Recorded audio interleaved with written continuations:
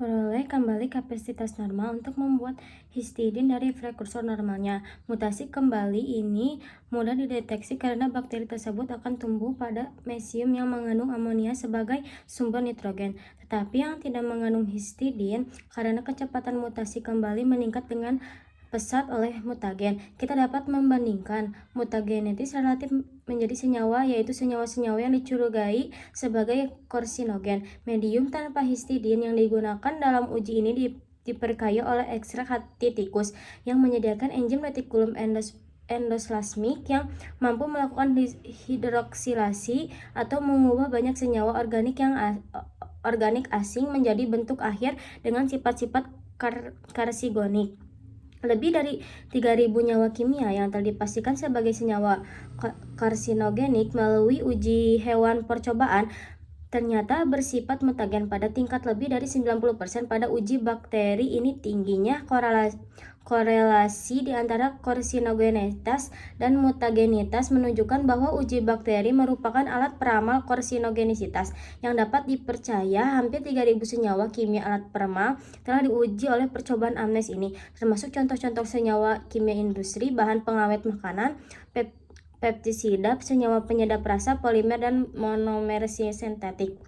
Contohnya ditemukan bahwa 90% bahan pewarna rambut yang pernah diperdagangkan di Amerika Serikat yang digunakan oleh 10 juta orang ternyata bersifat mutagenik. Industri kosmetik telah mengganti formula preparat pewarna tersebut sehingga tidak bersifat mutagenik. Beberapa jenis variasi dan adaptasi uji Ames sekarang banyak dipergunakan untuk melakukan pengujian produk-produk kimia yang mungkin bersifat karsogenik. Gen seringkali mengalami rekombinasi. Sampai sekarang kita telah membahas perubahan pada gen yang bersifat spontan, terjadi secara keseluruhan yang akan disebabkan oleh senyawa kimia lingkungan. Sekarang marilah kita mengamati perubahan pada gen dan kromosom yang merupakan kejadian alamiah di dalam sel.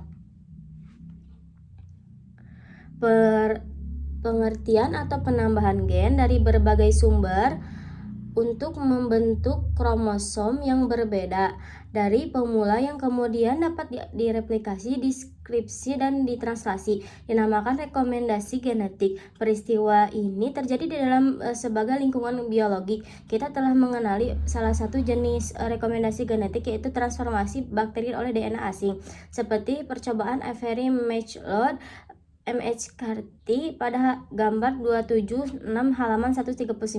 Kita ingat kembali bahwa DNA dari galur virulen Precumochus dapat masuk ke dalam sel galur novirelon yang mengubah secara permanen galur ini menjadi galur virulen. Gen bagi sifat-sifat virulen terdapat pada DNA sel donor dengan jelas digabungkan atau direkomendasikan ke dalam genom sel yang di laboratorium, tetapi juga pada keadaan alamiah.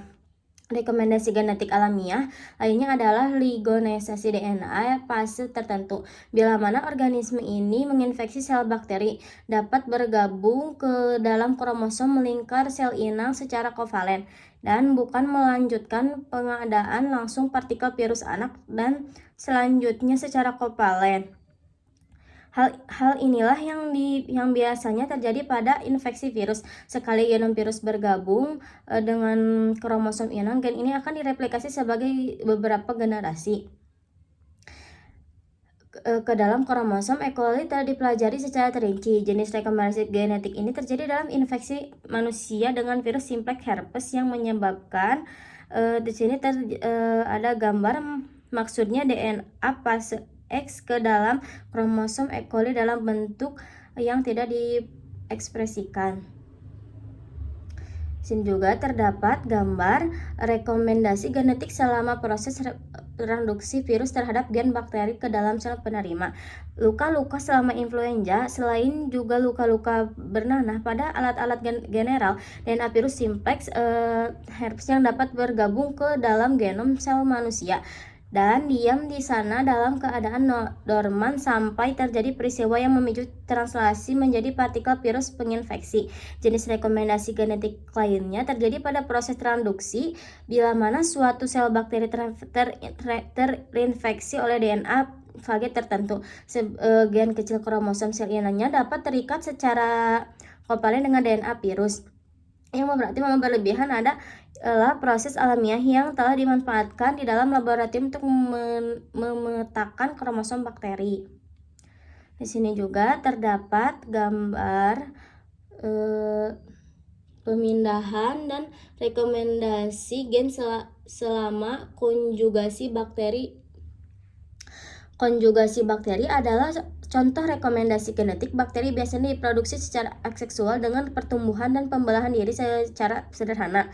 Beberapa spesies bakteri kadang-kadang mengalami konjugasi seksual. Dalam proses ini, sebagian atau keseluruhan dari salah satu untai pindahan ke dalam sel penerima spesies yang sama. Seperti keseluruhan, akibatnya sel penerima sekarang memperoleh gen baru yang bergabung ke dalam kromosomnya.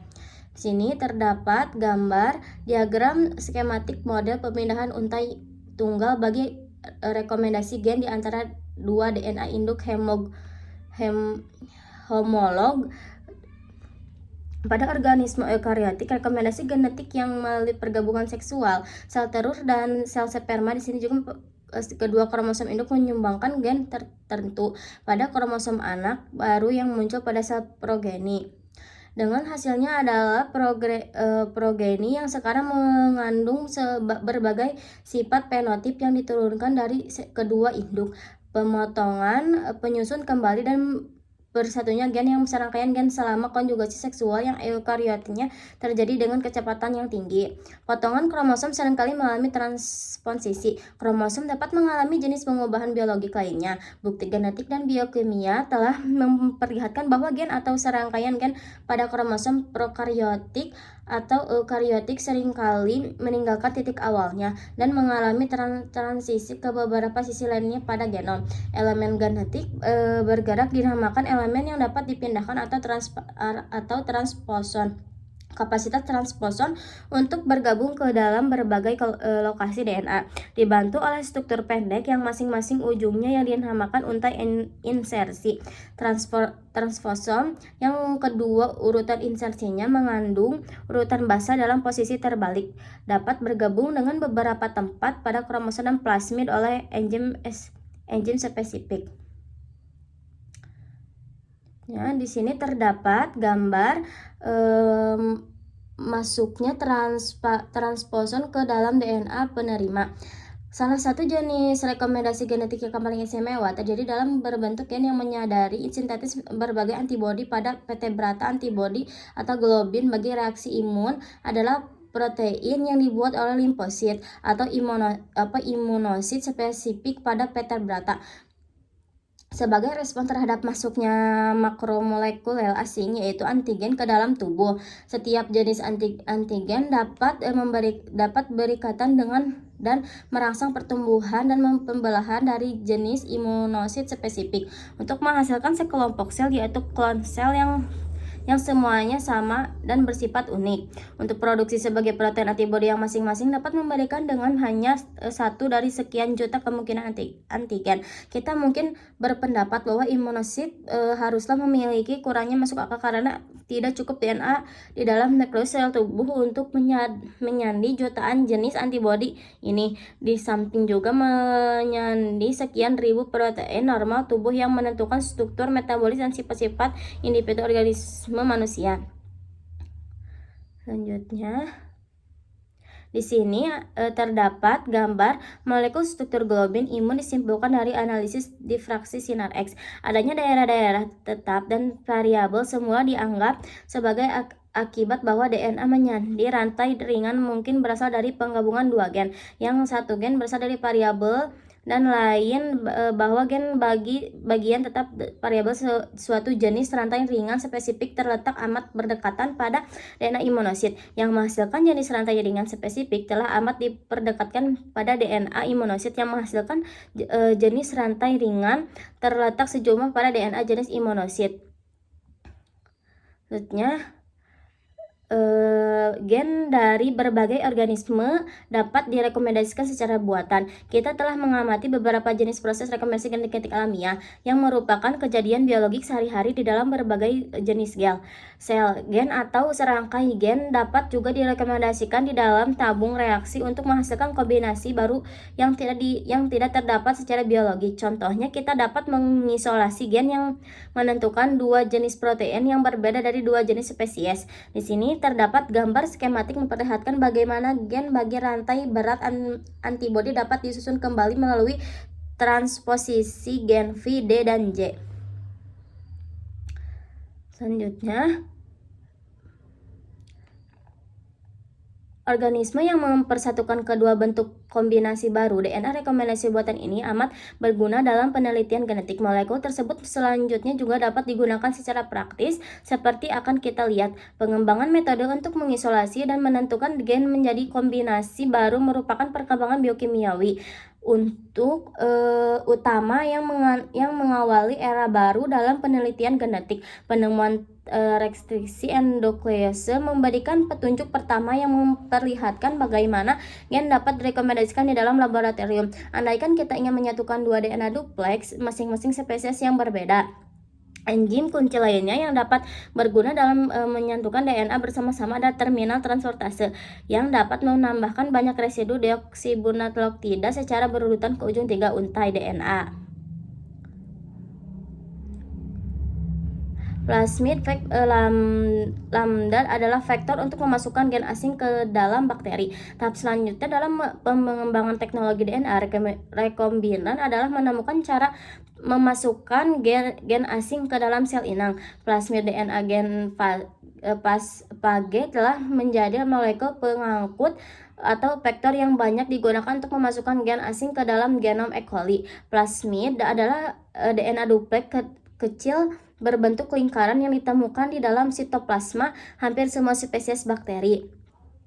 Dan bahkan dari spesies bakteri ke spesies lainnya, contohnya sel Salmonella typhimurium dapat memperoleh sifat permanen terhadap antibiotika seperti penisilin bila mana sel tercampur dengan galur sel E. coli. Walaupun sejumlah gen telah diisolasi secara langsung dari potongan kromosom virus dan bakteri, isolasi gen spesifik dari pemotong kromosom eukariotik masih agak sulit dan memerlukan waktu yang lama. Tempat dua pendekatan umum untuk memperlihatkan suatu gen spesifik untuk direkomendasikan dan pada kita tembak.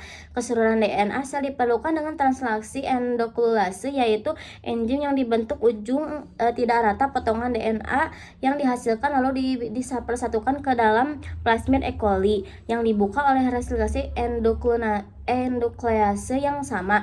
Produknya adalah campuran dari yang mengandung gen yang diinginkan. Prosedur penyaringan telah mengembangkan untuk memilih plasmid yang membawa gen ini. Salah satunya adalah prosedur yang memperlihatkan pada halaman 267. mRNA spesifik bagi protein gennya sedang kita teliti sekarang digunakan sebagai cetakan bagi sintetis enzimatik DNA. Komplementernya cDNA dengan transkriptase sebagai kebalikan sebagai katilase, akan tetapi pertama-tama kita menyusun DNA primer yang memerlukan oleh transkripsi keterbalikan. Sini terdapat gambar untai ganda cDNA rekoplor poli A sekarang siap bergabung dengan vektor.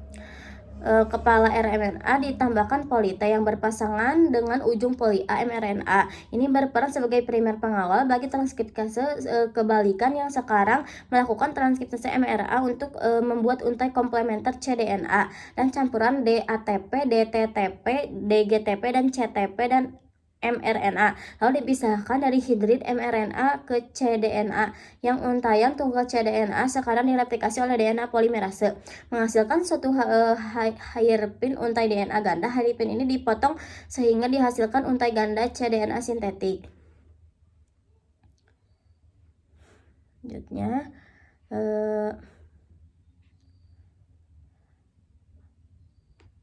Konspektor pembawa gen. DNA yang dipersiapkan dengan cara di atas sekarang disiapkan ke dalam plasmid atau vektor virus. Apabila DNA dimasukkan ke dalam plasmid molekul di ekor yang di ujungnya koleksi yang sesuai. Hal ini paling baik dilakukan dengan menambahkan serangkaian residu deoksiribonukleotida dari jenis yang sama. Contoh residu A pada ujung 3 yang terletak berlawanan pada dua untai dupleks cDNA.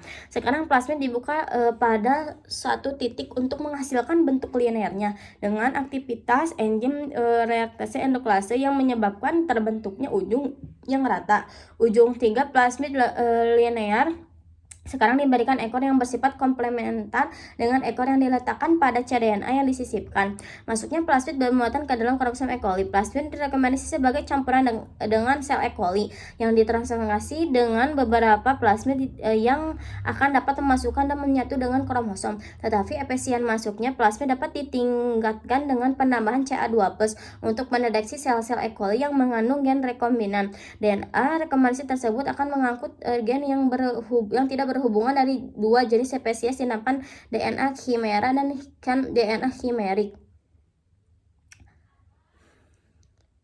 Di sini terdapat gambar penggabungan cDNA yang berekor poli A. Bagi protein ini beribu gen yang terdapat dalam genom sel induk. Keseluruhan cDNA organisme yang dipertanyakan diekstrak dan dicerna bagi reaksi ke denuklease dan fragmen DNA yang dihasilkan disisipkan ke vektor sesuai, biasanya DNA phage yang menggunakan metode seperti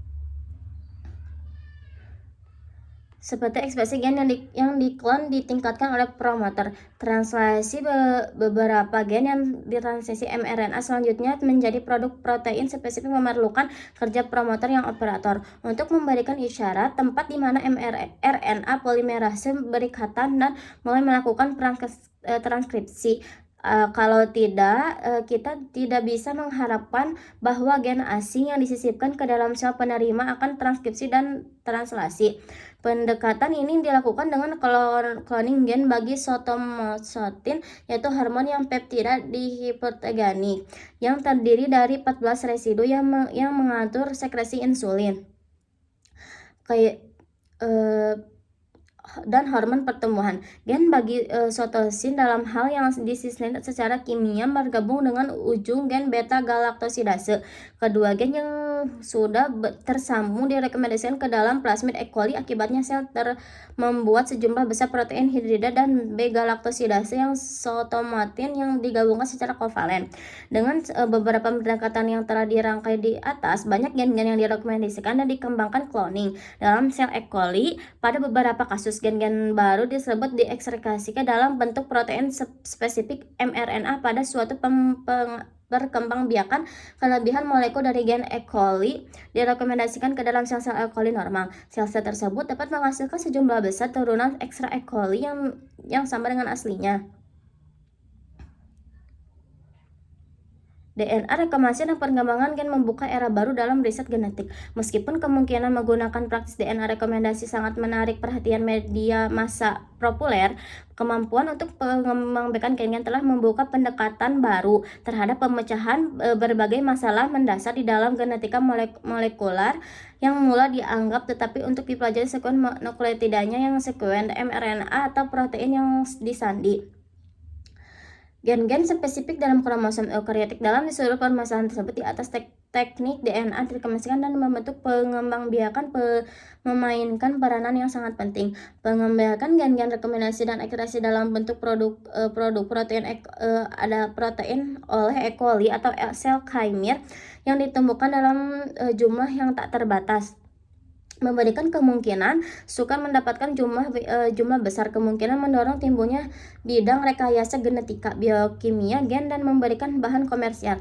Ligase tersebut produksi yang jumlah besar oleh sel-sel E. coli yang di dalamnya telah disisipkan tambahan molekul gen ligase DNA. Sel-sel tersebut akan memproduksi enzim dalam jumlah berlipat ganda jika dibandingkan dengan sel-sel E. coli normal. Banyak enzim-enzim lain yang digunakan dalam induksi diproduksi dalam jumlah sangat besar dengan pengembangbiakan tambahan molekul gen di dalam sel-sel E. coli maupun Haemer. Rencana ini adalah menyisipkan gen-gen berkemampuan untuk mengoksidasi hidrokarbon pada proteolum yang dalam bakteri tak berbahaya untuk digunakan dalam pembersihan curah minyak.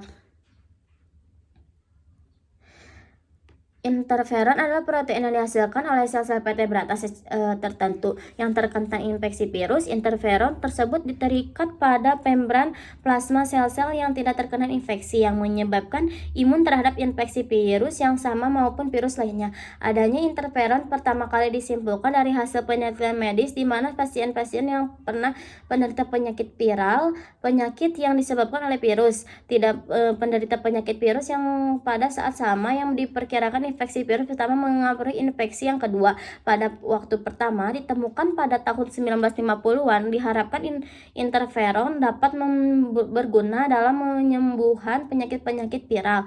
Hampir semua tak disembuhkan oleh obat-obat maupun antibiotik. Sejalan dengan perkembangan metode-metode isolasi identifikasi sejumlah kecil protein yang gen-gennya yang semakin canggih, ditemukan bahwa interferon merupakan glicoprotein dengan kira-kira 160 residu asam amino. Setiap vertebrata dapat menghasilkan paling 3 macam interferon yang berbeda selama infeksi viral. Satu sel-sel fibroblast dari jaringan konektif, kedua oleh sel-sel darah putih, dan ketiga oleh limfosit T.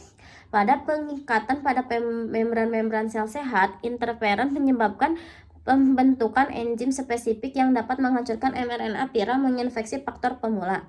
Pada tahun 1980, gen bagi interferon sel darah putih manusia berhasil diisolasi untuk mengakumulasi ke dalam sel tubuh plasmid E. coli yang di kelompok peneliti di Swiss dan Amerika Serikat. Usaha yang dilakukan adalah memproduksi interferon manusia dalam jumlah besar dari gen-gen interferon yang dikembangbiakan dalam sel-sel E. coli.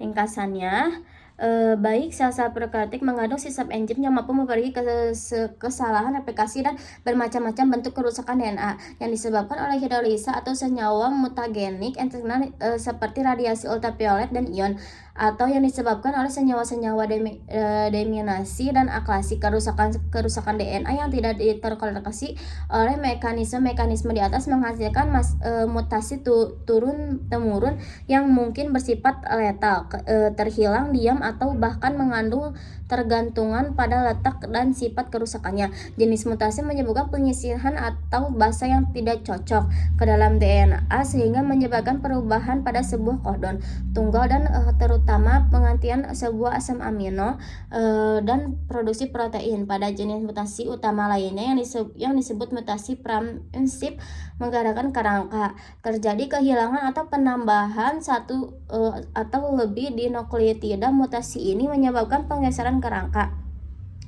Gen yang sekumpul gen-gen biasanya mengalami rekomendasi selama berlangsungnya proses-proses biologi seperti transformasi bakteri, transduksi viral, konjugasi bakteri, dan tukar-menukar gen selama konjugasi seksual sel-sel benih eukariotik. Gen sekumpul gen-gen yang dapat mengalami transformasi dari suatu tempat ke tempat lainnya dalam kromosom yang sama-sama berbeda. Kombinasi baru gen-gen dapat juga dibentuk di dalam laboratorium dengan pertolongan enzim-enzim seperti endoklase terbatas, ligase DNA, dan transfase minimal. Untuk menyisipkan sebuah gen asing ke dalam genom sel-sel E. coli, pertama kali gen dibelah menjadi pembawa baik sebuah plasmid E. coli atau DNA dari phage lambda. DNA rekomendasi untuk membentuk kemudian dapat masuk ke dalam sel E. coli terikat secara kovalen kepada kromosomnya yang mengalami pengandaan menunjukkan titik awal dan akhir. Gen tersebut juga diturunkan transkripsi dan diterjemahkan eukariotik. Banyak protein manusia yang berguna bagi kepentingan medis seperti insulin, hormon pertumbuhan, dan interferon dapat dibuat oleh bakteri yang dibuat mengandung gen yang sama.